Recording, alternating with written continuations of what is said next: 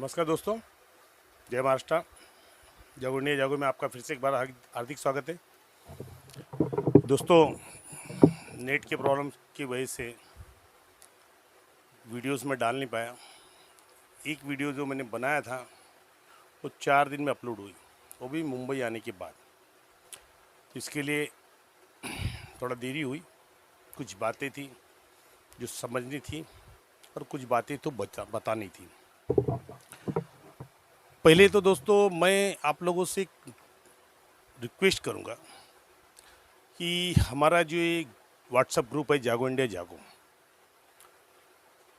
दोस्तों उस ग्रुप पे कोई भी पॉलिटिकल या यहाँ वहाँ की खबरें ना डालें। मात्र इस सारे आरटीआई के विषय में डालें, क्योंकि अभी हमारा जो भी सेशन चल रहा है वो आरटीआई का है और एसआरए के विषय में। तो उस विषय में आपकी जो समस्या है उस समस्या को डालिए, और जो भी आपकी दिमाग में सजेशंस है कि भाई ये चीज़ ऐसी है और ऐसी ही होनी चाहिए, अगर आपको लगता है सही है वो डालिए आरटीआई के विषय में, एसआरए के विषय में। अब कई लोग हैं कमेंट्स को बार बार टैग करते हैं कि सर जी आपने जवाब नहीं दिया। भाई मैं जवाब दूंगा, मैं जवाब दूंगा आपको। और हालांकि ये चीज़ आपको समझनी चाहिए कि हमारे वीडियोस के जो भी चैनल है उस पे हर टाइप के वीडियोस हमने अपलोड किए हैं। आप देख सकते हैं, उसके अंदर आप देख सकते हैं, बाकायदा उसमें लिखा हुआ है किस वीडियो किस लिए है, कि थंबनेल पे ही लिखा हुआ है। आप उसको देखिए। अभी हमारे एक दोस्त है रोबोमैन जी ने कमेंट्स किया था कि सर ये आरजी और पीजी रिजर्वेशन क्या होता है। तो दोस्तों वो चीज़ मैंने पहले ही बता चुका हूँ, और अगर आपको नहीं समझेगा तो अगले वीडियोस में उसको मैं समझाऊंगा। और मेरे ख्याल से ये पिछली कल की वीडियो जो बनाया मैंने उसके अंदर भी उस चीज़ को समझाऊँ कि आरजी पीजी क्या है और किस लिए है, जिस विषय में माननीय हाईकोर्ट भी इस सरकार से नाराज़ है कि आप आने वाले लोग, जो आने वाले भविष्य हैं, आने वाली पीढ़ियों के भविष्य के साथ खिलवाड़ किया जा रहा है। क्योंकि कोई भी सिटी हो, कोई भी शहर हो, अगर वहाँ पे ओपन स्पेसेस नहीं होंगे तो उस सिटी का कोई वैल्यू नहीं होगा। मात्र एक कंक्रीट का जंगल बना के कोई मतलब नहीं होता है। तो ये सरकार वही काम कर रही है, चाहे वो पिछली सरकार रहे चाहे ये सरकार रहे, यही काम कर रही है। तो उस विषय में हमने वीडियोस बनाए। जो हाई कोर्ट ने कहा ये हमने पहले ही वीडियोस में अनाउंस किया था कि ये एक दिन आने वाला है, और उसी चीज़ को हाई कोर्ट ने भी कहा। तो ये चीज़ समझिए। और थोड़ा ग्रुप के अंदर ये पॉलिटिकल, ये धर्मवाद ये मत कीजिए। भाई जिसे धर्मवाद करना है ना वो बांग्लादेश चले जाए, मेरी रिक्वेस्ट है, वो बांग्लादेश जाए। आप हम अपने घरों की प्रोटेक्शन के लिए बैठे हैं, आप अपने अधिकारों के लिए बैठे हैं, तो कहाँ से पॉलिटिक्स लेके आ रहे हैं। हमें पॉलिटिक्स से कोई लेना देना नहीं, हमें ये धर्म जात पात से कोई लेना देना नहीं। इसके लिए आप कोई भी ऐसे कमेंट्स ग्रुप पे मत डालिए जिससे लोगों की भावनाओं को ठेस पहुँचे। हम भारतीय हैं, इसके अलावा हमारा कोई धर्म नहीं है। ना मैं हिंदू हूँ, ना मुस्लिम हूँ, ना सिख हूँ, ना ईसाई। मैं एक भारतीय हूँ, बस ये अपने मन में रखिए, बाकी और कुछ मत देखिए। और ये यहाँ वहाँ की अनर्गल खबरें, कौन क्या कह रहा है, कौन क्या भड़का रहा है, वो चीज़ों के वो कमेंट्स मत कीजिए, ना उसको कोई वीडियो टेक कीजिए।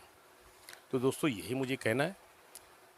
चलिए आज की वीडियो कुछ ऐसा विषय लेते हैं जो पहले लेना चाहिए था लेकिन बहुत लेट ले रहे हैं। तो आज की वीडियो दोस्तों ये है कि एक डेवलपर्स एक एरिया को कैसे कैप्चर करता है एसआरए में। ये चीज़ को समझना बहुत जरूरी है, क्योंकि इस चीज़ को समझेंगे तो अब जो एरियाज बची है उसके अंदर जो डेवलपर्स आएगा तो वहाँ के लोगों को, जो भी हमारे दर्शक हैं उस एरिया में हैं या उस एरिया के करीब है या उनके कोई भी रिलेटिव फ्रेंड्स वहाँ पे रहते हैं, तो उनकी जागरूकता कीजिए कि भाई ये चीज़ आपको देखना है कि क्या ये आपके साथ सही हो रहा है या नहीं। तो ये चीज़ों को आपको समझना पड़ेगा। तो सबसे पहले तो हम बात करते हैं कि बिल्डर्स इस सारे में कैसे एरिया कैप्चर्स करते हैं। दोस्तों, आपको क्या लगता है कि अचानक बिल्डर उठ के आ जाते हैं, आपके एरिया में कमेटी बनवा देते हैं और बाद में फिर एसआरए के लिए कंसर्न भराने के लिए आपको प्रेशराइज करते कुछ बिल्डर के अनऑफिशियल्स, जिसको हर्लिंग्स कहेंगे, गुंडे या उनके पगारी एजेंट, वो आके आपको टॉर्चर करेंगे। ये हर एसआरए में देखा गया है। ये एक दिन में नहीं होता है दोस्तों। अब इस चीज़ को समझिए आप। एक डेवलपर पहले एक एरिया देखता है, उस एरिया का डिटेल्स निकालता है। सबसे पहले तो ये देखता है कि वो एरिया की प्रॉपर्टी किसकी है, बीएमसी की है, कलेक्टर लैंड है, माड़ा है। अगर ये गवर्नमेंट अथॉरिटी है तो उसके लिए एज वेल एज गुड, उससे अच्छी चीज़ उसको कहीं नहीं मिलती। जो समझिए कि बिरयानी पका के रखी हुई बस खाना है। प्राइवेट प्रॉपर्टियों में इनको थोड़ा सा लिटिगेशन का प्रॉब्लम होता है, इसलिए थोड़े से दूर रहते हैं। ये प्राइवेट प्रॉपर्टी उस प्राइवेट प्रॉपर्टी को देखते हैं जहां का मालिक इनविजिबल है, मतलब अदृश्य है, उसका पता ही नहीं वो मालिक कहाँ है। उस प्रॉपर्टियों पे ज़्यादा नजर रखती है। ये अपने एजेंट छोड़ते हैं, पूरा डिटेल निकालने अपने एजेंट छोड़ते हैं कि भैया इस एरिया में पहले पता लगाओ कौन ऐसा बंदा है जिसके आगे पीछे 100, 150, 200 लोग आ सकते हैं या 50-100 लोग आ सकते हैं। उस बंदे का पता लगाओ। अब वहाँ उनके एजेंट जो है बराबर तहकीकात करते हैं कि भाई फलाना बंदा है, या वहाँ का नगर सेवक है, या वहाँ का शाखा प्रमुख है। मैं किसी के ऊपर आक्षेप नहीं रहा, एक बात बता रहा हूँ, जस्ट इमेजिन। या वहाँ का वार्ड अध्यक्ष है, या वहाँ की कोई सोशल फील्ड है। उनकी पकड़ क्या है कि वो एक बार आवाज़ दे तो कम से 50 से 100 लोग उनके पीछे आ जाए। तो ये चीज़ उनको वो देखते हैं। अब वो देखने के बाद जब उसको पता चलता है कि भाई ये व्यक्ति है, ये व्यक्ति को अगर हम अपने पास बुलाए तो ये आगे चल सकते हैं, फिर वो व्यक्तियों को ट्रीट दिया जाता है। उस व्यक्ति को वो ट्रीट दिया जाता है बिल्डर द्वारा नहीं, उनके एजेंट द्वारा। उनसे घनिष्ठता बढ़ाई जाती है। फिर उसको बिल्डर के पास बिठाया जाता है, उनको समझाया जाता है कि भाई देखिए प्रोजेक्ट है, आप करोगे, आप साथ दीजिए, आपका भी भला हो जाएगा, लोगों का ही भला हो जाएगा और एरिया डेवलप कर देते हैं। अब वो व्यक्ति को थोड़ी सी गांधी जी उनकी जेब में डाली जाते हैं। उसके बाद वो बंदा अपने यहाँ पे 2, 5, 10 लोगों को खड़ा करके बताता है कि भाई देखिए अब ये एरिया हमको डेवलप करना है, बिल्डर्स हम लेके आते हैं, चलिए। और फिर वहाँ पे एक प्रोविजनल कमेटी होती है, स्वयं घोषित कमेटी, जिसको कहते हैं स्वयं घोषित कमेटी। उसको स्थापित की जाती है। स्थापित करने के बाद फिर लोगों को बताया जाता है कि भैया हम बिल्डर आ गया है, कंसल्ट करना है, आप कंसल्ट नहीं करोगे तो बिल्डर आपको घर नहीं देगा, आपकी पात्रता नहीं करेगा। ये दिखावे का लड्डू और एक आपके प्रेशर, ये इनके थ्रू छोड़े जाते हैं। अब उसमें क्या होती है, कमेटी के जो लोग एरिया के थोड़े से पीछे आते हैं और इनके जो बाहरी लोग वो आगे आते हैं। अब बाहरी लोग आते हैं तो भैया चाय से गर्म केटली होती है। बिल्डर आपको अपने आप को जितना बिल्डर नहीं मानता, वो बाहरी लोग जो वो अपने आप को बिल्डर समझते हैं। वो लोगों को धमकाना, ये कर देंगे, वो कर देंगे। अब लोगों के दिमाग में एक डर बैठा रहता है। उस डर के वजह से करता मरता क्या ना करता, सोचते क्या करे, कैसे जाए, कहाँ जाए, किसके पास जाए। आखिर में चलिए भाई साइन कर देते हैं। ना कोई पूछताछ, ना कोई इंक्वायरी, ना कुछ। हर जगह साइन कर दिया, इनका काम हो गया। बिल्डर को अपॉइंट कर दिए, सोसाइटी के लिए सहमति पत्र हो गया, डेवलपमेंट के लिए सहमति पत्र हो गया, अब ये जो चीफ प्रमोटर उनकी टीम थी, अब उनके लिए कमाई का रास्ता खुल गया। ये शुरुआत और इसी को मुंह तोड़ जवाब देने के लिए ये हमारा चैनल है, जो हमारे लोगों को समझा रहा है कि वो कमेटी मालिक है। वो जो 10 लोग आए वो मालिक है एरिया के। उनसे पूछिए कि भैया बिल्डर आपने किसको पूछ के चुना, किसने बोला आपको बिल्डर चुनने के लिए। बिल्डर को अगर चुनना है तो सबसे पहले यहाँ पे एक कमेटी का प्रपोजल डालिए, प्रोविजनल कमेटी बनाइए और कमेटी यहाँ के लोग चुनेंगे, आप नहीं चुनेंगे। कि आप वहाँ बैठ गए बोले मैं चीफ प्रमोटर हूँ, ये जो प्रमोटर है ये प्रमोटर है, ऐसा करके अपना काम चला लिए। लोग पीछे जाते हैं दो चक्की के पाटों के बीच में। एक तरफ वो स्वयं घोषित कमेटी रहेगी, दूसरी जगह वो अथॉरिटी रहेगी, और उसके पार्टों के बीच में पीस। तो ये सिस्टम चल रहा है। इसी चीज को आपको समझना है कि इस चीज से हम बचे कैसे। स्वाभाविक सी बात है, अगर वहाँ पे सोसाइटी प्रपोज भी निर्माण होती है तो बिना सोसाइटी के एजीएम के कोई भी निर्णय नहीं होता है कि प्रोविजनल कमेटी आएगी बोलेगी भैया हमने ला दिया आप तुमको मानना पड़ेगा। नहीं, इम्पॉसिबल, हो ही नहीं सकता। मात्र आपको आवाज़ उठाने की देर है, क्योंकि आपका जो भी फैसला होगा वो जन सहमति से होगा, अदरवाइज नहीं होगा।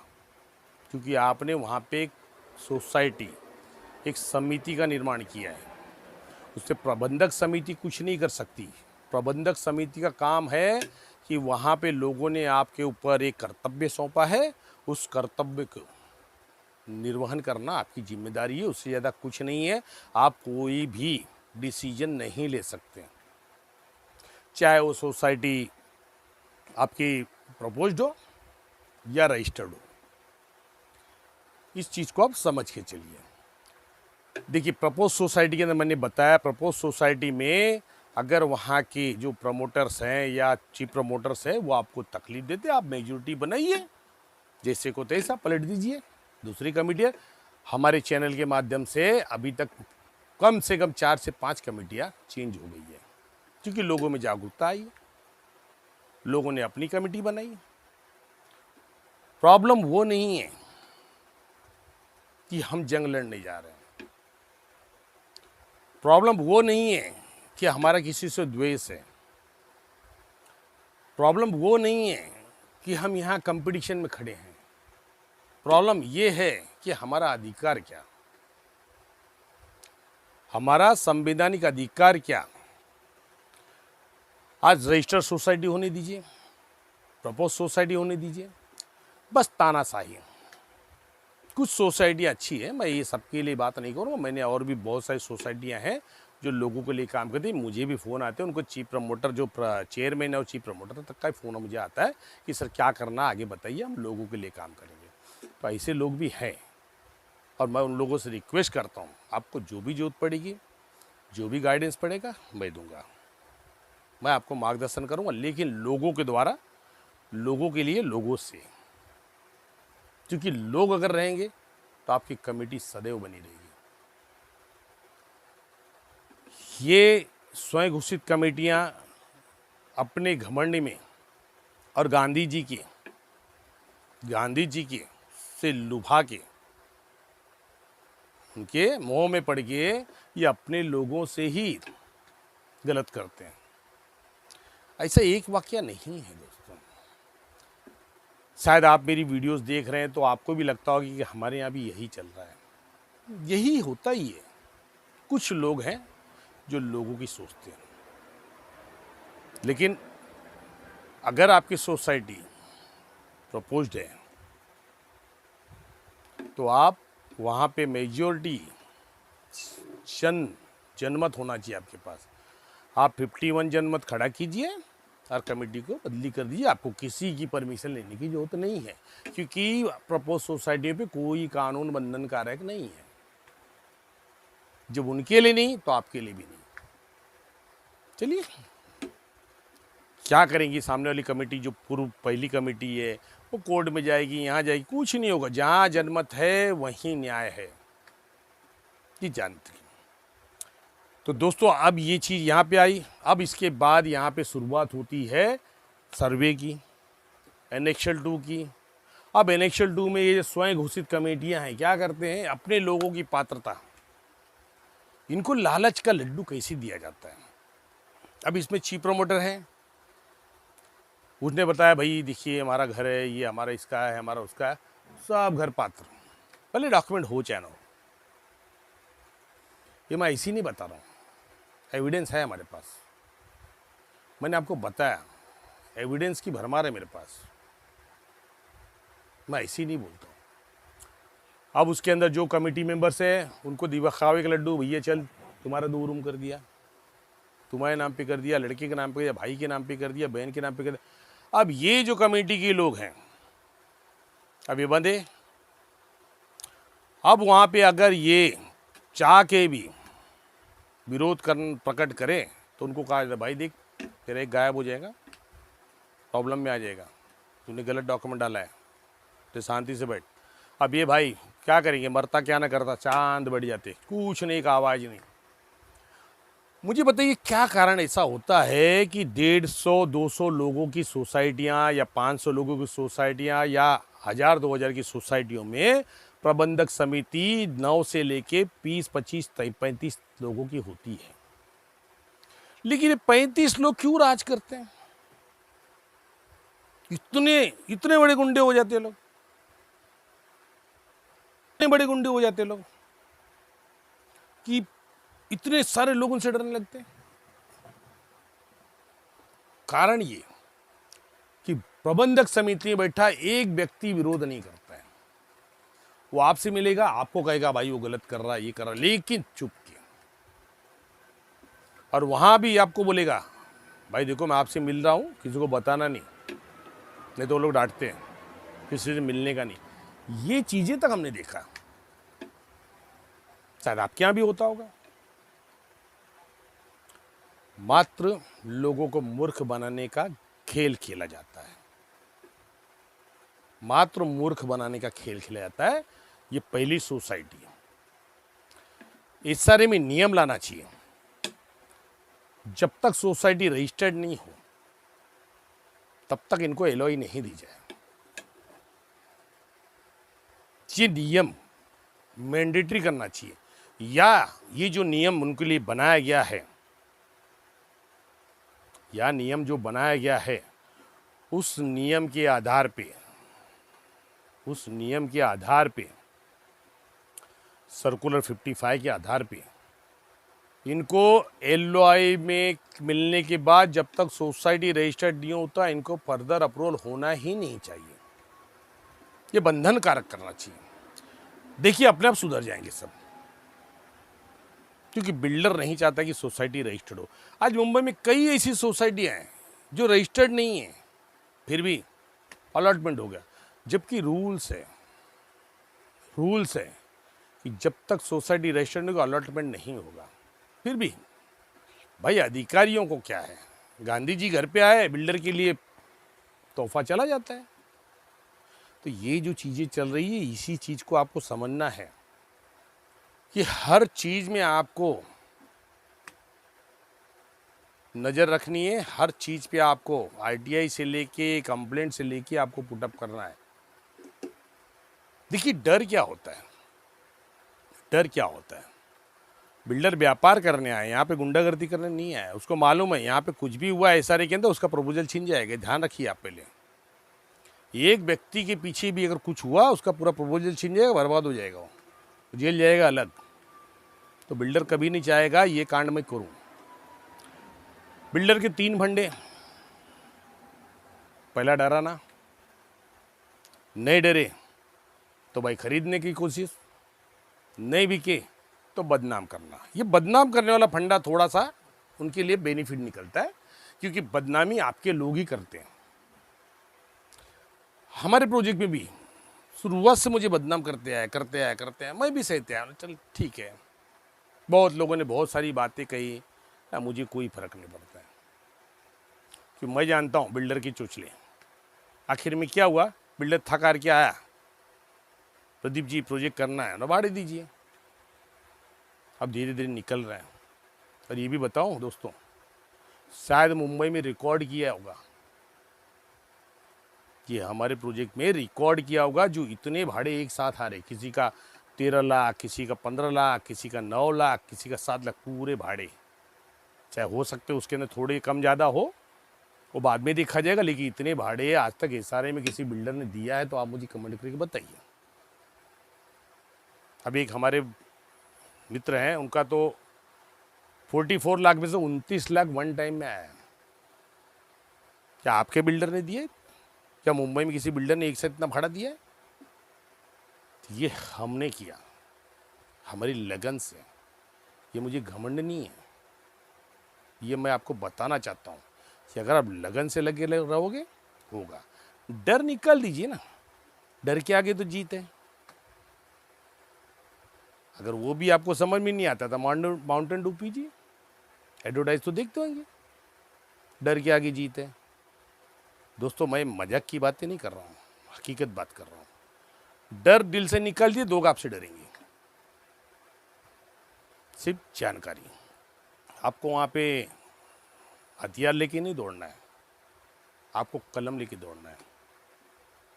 बहुत बड़ी ताकत होती कलम की। एक बार जो घाव करती है ना, तो आदमी अंत तक परेशान रहता है। वो ताकत है कलम के अंदर।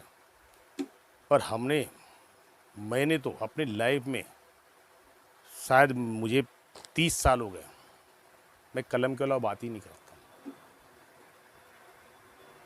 जैसे जैसे आपकी कलम घिसेगी ना दोस्तों, तो उसकी धार भी उतनी तगड़ी होगी। आपको पता है ड्राफ्टिंग क्या होती है? एक ड्राफ्टिंग, आप कहीं टाइप करवाते हो, वकील के पास जाते हो, कहीं भी जाते हो, ये मत सोचिए वकील ने टाइप कर दिया तो ड्राफ्टिंग का मतलब वो चीज़ होती है कि सामने वाले के पढ़ने के बाद कहीं सब्जेक्ट पढ़ लेना कि रोंगटे खड़े हो जाए, भैया क्या है मैटर, क्लियर कर इसको। वो होती ड्राफ्टिंग। तो ये ड्राफ्टिंग एक दिन में नहीं आएगी। ये जो RTIs वगैरह होते हैं ना, वो इम्पोर्टेंट है, वही ड्राफ्टिंग है। मेरे तो एक RTI चले जाए ना, वो अधिकारी समझ लेता भैया RTI एक्टिविस्ट है, क्योंकि RTI बनाने का तरीका मेरा वैसा है। तो समझ जाता है ये RTI एक्टिविस्ट है, इनको जवाब देना पड़ेगा। अभी तो कमीशन ने भी बोल दिया कि जो भी पब्लिक इंफॉर्मेशन ऑफिसर है, वो 10 दिनों के भीतर पैसे भरने के लिए लेटर देगा। 10 दिनों में, मतलब ये जो 29 दिन में 30 दिन में लेटर देते भैया पैसे, 10 दिन में आपको पैसे भरने के लिए लेटर देना है उनको। ये अभी GR निकला हुआ है महाराष्ट्र शासन की तरफ से। ठीक है, वो तो हम बाद में बात करेंगे, लेकिन यही चीज़ मैं आपको समझा रहा हूँ कि एक बार आप चुंगल में फंसे तो निकलने के लिए आपको बहुत लड़ाई लड़ना पड़ेगा। जो शुरुआत से पीछा कीजिए ना, देखिए कौन बिल्डर और कौन प्रमोटर, कोई आपके आगे नहीं भाग पाएगा। आप इस रेस में एक लंगड़े घोड़े होके भी ना सबसे आगे निकलेंगे, सिर्फ ईमानदारी से, लोगों के लिए, लोगों से। तो डिपार्टमेंट के अधिकारी भी आपको सपोर्ट करेंगे, हर व्यक्ति आपको सपोर्ट करेगा। आज मेरा इतना मैटर चल रहा है, मेरे अधिकारी खुद बोलते हैं, बोले ठाकुर जी यार इतने साल से लड़ रहे, ठाकुर जी लोगों के लिए लड़ते हैं। ये बात तो पक्का है, क्योंकि उनको ही मालूम है बिल्डर ने मेरे पास कितने फरमान भेजे, कितने बार उसने प्रपोज किया कि भैया लोगों का क्लियरेंस कीजिए पहले, उसके बाद बैठ के बात करेंगे आगे क्या करना है। ये अधिकारी भी जानते हैं, इसलिए रिस्पेक्ट देते हैं। तो आपका मोटिव, आपका मकसद ये दिखाई देता है, झलकता है। अगर ये आपके साथ में है, आपकी जीत निश्चित है। अगर आप वहाँ पे सोचेंगे कि भैया चलो जागो इंडिया जागो के चैनल देख लें, हम बिल्डर को लूटे परेशान करें, तो आप कामयाब नहीं होंगे। क्योंकि हमारी जो भी लड़ाई है लोगों के लिए है, एक जागरूकता है, व्यापार करने के लिए नहीं है। तो दोस्तों ये बात समझिए, अगर कोई व्यक्ति, हमारे दर्शक जो भी हैं, उनके अगल बगल में अगर, तो वहाँ के लोगों को समझाइए, उनको बताइए। जब भी कमेटी आई, कमेटी को पूछिए भैया आपने बिल्डर अकेले कैसे चुना। आप कमेटी में मीटिंग लीजिए, फिर बिल्डर का चुनाव होगा कि बिल्डर को लेना है या नहीं लेना है, तब देखिए। अब बताइए उस व्यक्ति के पास इतने पैसे आ जाते हैं कि अचानक बिल्डर आता है, उसको प्रपोज करता है, वो 10 जन को इकट्ठा करता है, फिर एक मस्त मीटिंग लेता है होटल्स में या हॉल में, वहाँ पे नाश्ता पानी चाय खाना सब करता है, 4-5 घंटा मीटिंग चलती है और लोगों को गुमराह किया जाता है, बाद में साइन कराया जाता है, भैया हो गया हमारा रेजुलेशन पास। तो आखिर वो पैसे आते कहाँ से। सतर्कता आपको बरतना है, मीटिंग में आवाज़ उठाइए ऑन रिकॉर्ड। भाई बिल्डर आप अकेले कैसे चुन सकते हो कि भैया इस बिल्डर को हमने चुना है, आप नहीं चुन सकते। जनमत होना चाहिए, बिल्डर पहले दिखा है, बिल्डर ने कितना काम किया है, मुंबई में उनके कौन कौन से प्रोजेक्ट है, उसकी कैपेसिटी क्या है, उसके बाद हम बात करेंगे। तो ये होता है तरीका डेवलपमेंट का, तो इस चीज़ को समझिए। क्योंकि देखिए फंसने से पहले आप जागरूक हो जाइए, जो फंसे भी हैं वो भी निकलेंगे, क्योंकि उनके पास भी वही रास्ते हैं। पता कीजिए डिपार्टमेंट से ना, भैया आपने कैसे कर दिया, कमेटी बदली कीजिए, प्रपोज कमेटी तो उठा के फेंक दीजिए जो काम नहीं कर रही है। रजिस्टर्ड सोसाइटी तो कंप्लेंट फाइल कीजिए, भैया 78 एक्ट में एक्शन लीजिए इनके ऊपर कि भैया ये ना मीटिंग्स ले रहे हैं, ना शेयर सर्टिफिकेट बना रहे हैं, ना नॉमिनेशन फॉर्म कर रहे हैं, ना यहाँ पे ऑडिट दिखा रहे हैं, कुछ पता ही नहीं है, सोसाइटी का ऑफिस है या नहीं है पता ही नहीं है। तो इस चीज़ों पे आपको नज़र रखना है। मेरा काम मार्गदर्शन करना है, मैं आपको बताऊंगा कि मैंने जो जो लड़ाई लड़ा है वो चीज़ हिसाब से मुझे सफलता मिली, मैं आपको बता रहा हूँ। हमारे यहाँ पे 2 बार कमेटी भंग किया मैंने। एक बार तो मैंने बताया था 2016 में भंग किया, 2018 में बिल्डर ने फिर वहाँ पे मंत्रालय में पैसे गिला के वापस से कमेटी अप्रूवल करवा लिया कि भैया नहीं ठाकुर जी अपात्र हैं। अब ठाकुर जी अपात्र हो गए, आज वही बिल्डर बोलता है ठाकुर जी पात्र हैं। बताइए, ऐसे ऐसी भाषाएं बदलती रहती है। फिर वापस 2023 में बदली कर दिया, 2024 कमेटी भंग, अब इलेक्शन होने की तैयारी चल रही है। अब देखिए इलेक्शंस कैसे लेते हैं, क्योंकि उसके अंदर भी एक क्रिटिकल मैटर है, वो भी धीरे धीरे पनप रहा है, उठेगा, और बहुत बड़ा स्कीम। तो दोस्तों मिलते हैं नेक्स्ट वीडियो में। इसी तरह इस तरह के भ्रष्टाचार, ये सब चीज़ों के विषय में हम बात करते रहेंगे, लोगों में जागरूकता जो जागरूकता लाते रहेंगे। आपका भी कर्तव्य है इस चीज़ को आगे बढ़ाना। यदि आप समझ गए तो औरों को समझाइए। मैं आप लोगों को समझा रहा हूँ, आप और 10 को समझाइए, वो किसी और 10 को समझाएंगे। ये जागरूकता पूरे महाराष्ट्र में फैलनी चाहिए। हमारे चैनल का उद्देश्य यही है कि महाराष्ट्र को इतना जागरूक कर दो ना कि ना ये सरकार आप पे तानाशाही कर सके, ना अधिकारी कर सके, ना बिल्डर कर सके, और ना वो स्वयं घोषित कमेटियाँ। तो दोस्तों बने रहिए जागो इंडिया जागो के साथ। मिलेंगे नेक्स्ट वीडियो में किसी और विषय पे। धन्यवाद। जय हिंद, जय महाराष्ट्र।